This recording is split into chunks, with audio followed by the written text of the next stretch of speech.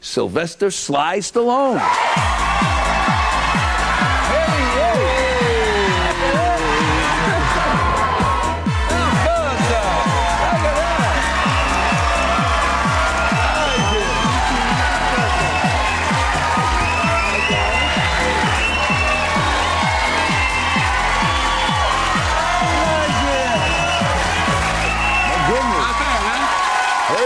You like the digs? Like the digs? I love it. It's exciting. It's exciting.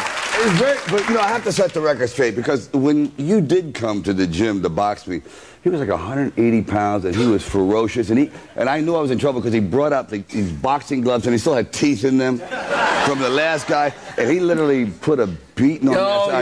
I said, he's trying to knock me out. I said, no. I said, it's a movie. Yeah. It's fantasy. Yeah, I want to knock out Rocky. I couldn't even believe you were there. I still can't believe it. I can't believe it. I'm still reeling from it. Oh, please. It's great. Congratulations. Thank you very much. The party was great. It really something. And I loved, you know what happened? So interesting. Everybody sort of watched the beginning of the show, then they partied, and then the fight came on, I know. And then it got bizarre. They got serious. Well, you know, it's like we tried to put together a show in The Contender where you really go out and find real life guys that you know next door that could be like your brother, can actually reminiscent of people you've grown up with, and then give them an opportunity that perhaps life has passed them by, and now we're going to bring it back and give them a second chance. All right, so let's set it up a little bit clearer. So, because I have a clip, and I want to, for the people who haven't seen it yet, because I know you will be, you'll end up watching this, because it's really, you know, it's a reality show, right? So you have everything that The Apprentice has and The Survivor has and everything. Then at the end of the show, two guys give each other a beating. To me, it's perfect. You know, I love that. Love. No, but it's real. That's reality. Yeah, no, right? it is, and they're good. But so, how many guys in the Well, we looked across the country. My brother actually got involved, and we did casting of over 2,000, and then finally we got it down to 16 people whose stories would resonate and you can identify with. And then what they do is they split them into two teams, and eventually each one. And you built a facility. Oh, we built a facility. The facility's unbelievable. Because, you know, boxing is always shown in like a dark, depressing situation, like another show that came on earlier. Like Rocky, yeah. But we wanted to give these guys an opportunity to see something bright and beautiful like this set here. Well, they took a giant warehouse. They took a giant warehouse, 100,000 square feet, built the most extraordinary facility in the history of boxing. Quarters, training quarters, a little arena where you actually have the fights. Absolutely. I mean, I went. It was really something. And they built these living quarters where people that normally would have to be enemies now had to live together, and they became friends. That's an interesting part of this, you know, because it's the fact that these guys are living together and they're actually teammates, but eventually they're going to have to fight each other. You know, it reminds me, my first Golden Gloves fight, I was like the 26th bout, and I had to sit next to the guy I was fighting for the whole night, you know. I mean, eventually you go, hey, so how you doing? You know. But at first you're like, you know.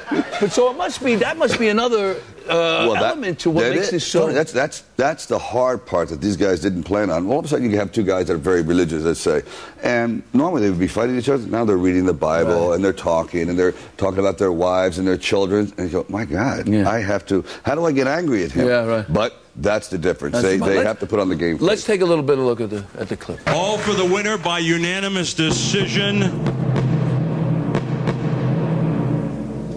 From the West,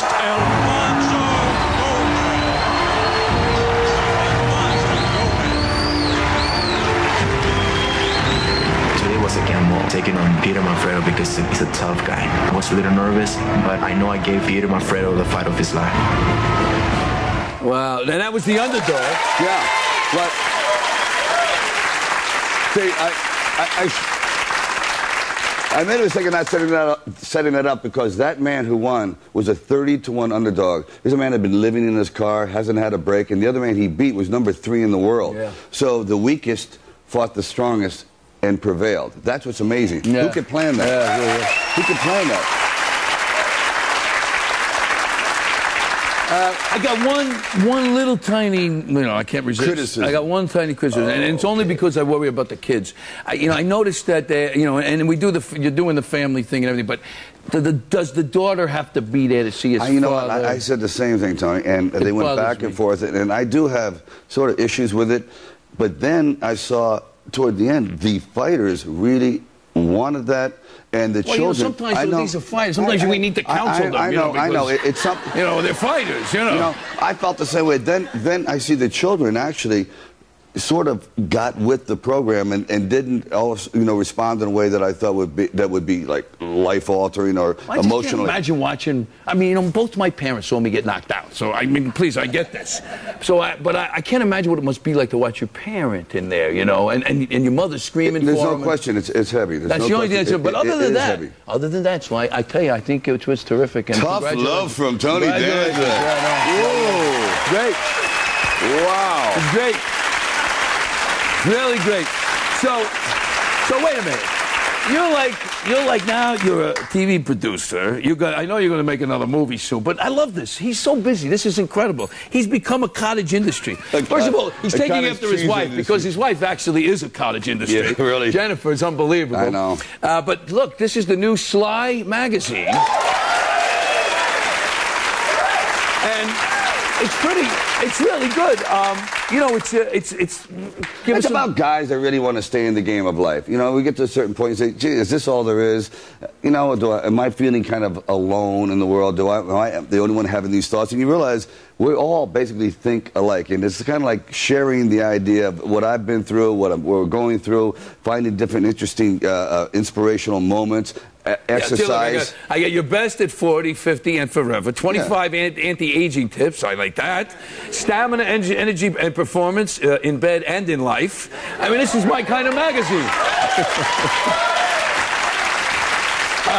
We got to go back, right? All right. Well, they're going to be a Rocky VI? You know what? I think it might happen. It's getting closer. If the show... Okay. Look, people are excited. All right, well, we're going to talk more. Don't go away. We'll be back with Sylvester Stallone.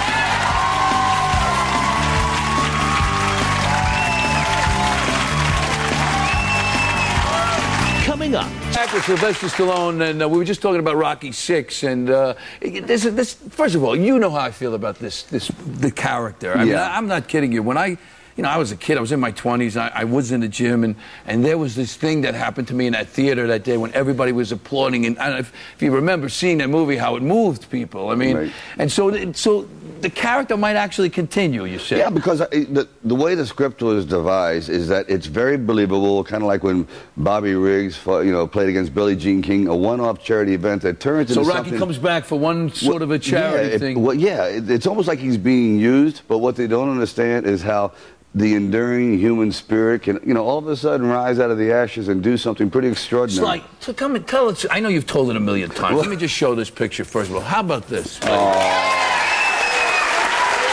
an iconographic picture. I can't believe it. Just tell me, just a real quick, so you write this script, right? Yeah. You're just, you're a knockaround guy. You're not doing much of anything, right? No, please, I've absolutely zero. And there was an opportunity where I thought, I auditioned for something else. The guy goes, no, you're not right. I said, but I write a little bit. And if I hadn't just said that, he goes, well, sure, okay, if you got anything, bring it back. I didn't have anything. So the opportunity is there. The window is open, but I have nothing to put through the window. That's when I went back and I started thinking about Rocky Marciano and this and that, and how life is such a struggle. Everyone gets knocked down. No one cares about an actor's life. I mean, it's not exactly what I mean? Not really. But a fighter's life is symbolic. So I started to put things together, and I saw, with Ali and what he did and all the different kind of characters, and put it all together quickly in a couple of days, like 3 days, even though 90% of what I wrote was terrible. It really was. But there was an idea. There was an idea. There was something there. And a great character. And a character. That was it. So it really was that it's trying to seize the moment and doing something. And so they tell you, hey, we like this, but we want to use somebody else. No, right? We don't want to use you, and I can't blame them. I mean, you got to see what I look like. I look like roadkill. It was bad. Bad beret, $40 car, attitude, soiled navy pea coat, and for some reason, thought you looked great, I thought I was beautiful. They said, well, we have movie star, we have Reynolds, we have Ryan O'Neal, we have Jimmy Caan, and then this mess. Yeah. And I don't blame them. They said, okay, if you're willing to work basically for free. Well, that movie was made. Avildsen directs it. John Avildsen directed, a great director. But the movie was made for. The movie was made for $100 million. Made for like 980. Isn't that something, folks? Shot in 28 days. It's unbelievable. Unbelievable. And, you know, it just shows you what... It shows you how spoiled we got. But it also shows you what you can do when you have a great character, a great story, and it really connects with people, you know. Here's another guy. There's another character. Look at this.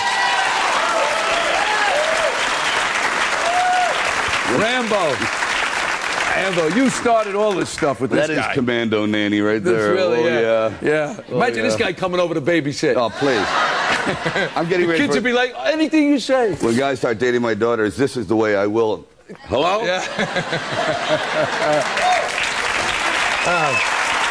Now, just to try to keep up with everything else you're doing, you're also now got into the nutrition business. Well, because, you know, like, I really believe that we are what we eat, but unfortunately there's not a lot of good things to eat sometimes. If you look around what's being offered, a lot of people have weight problems, and it's not really their fault. It's what's there. Right. I mean, it's almost impossible to find, like, so-called wholesome food, and then when you find wholesome food, you don't have that much time to prepare it. People are really time poor. So I thought, you know, I've been doing the same thing, so I felt, let me try to take a shortcut and figure something out. So I came up with this pudding. And I know it sounds weird, but that pudding has 1 carbohydrate, has 20 grams of protein, and if you have one of those, you know those like balance bars or any of those kind of bars, you would have to eat 3.5 cans of this to equal one of those. Now, wait a minute. I want you to know it's Lent. And I'm not supposed to be eating sweets, but I'm going to try just a little bit here. Oh, it's fish flavored. It's okay. Chocolate fish. Okay. This is not bad. I love this stuff. Hey, that's pretty good. I'm telling you, it's great. I love that Sly Stallone has pudding out. Pudding. You got to be very secure with your male image, the pudding. So you've... that is good. So you look in great shape. You look in great shape. Well, and you're enjoying this experience with the show, right? I really am, because, you know, you're really getting to work with these young guys. You're going, I want to try to compete with them, and you can't, but you try. Then Ray Leonard, man, 6-time world champion. The biggest thing, Tony, is being able to try to take something that we did in fantasy, like Rocky, and find the real Rockies, like you. Oh, it's amazing. There's a real life Rocky, boy. This guy came. Coming from Rocky. No, but I'm serious. You think what you've accomplished in your life, you know, you're inspirational. Look where you've come from, and look where you're going.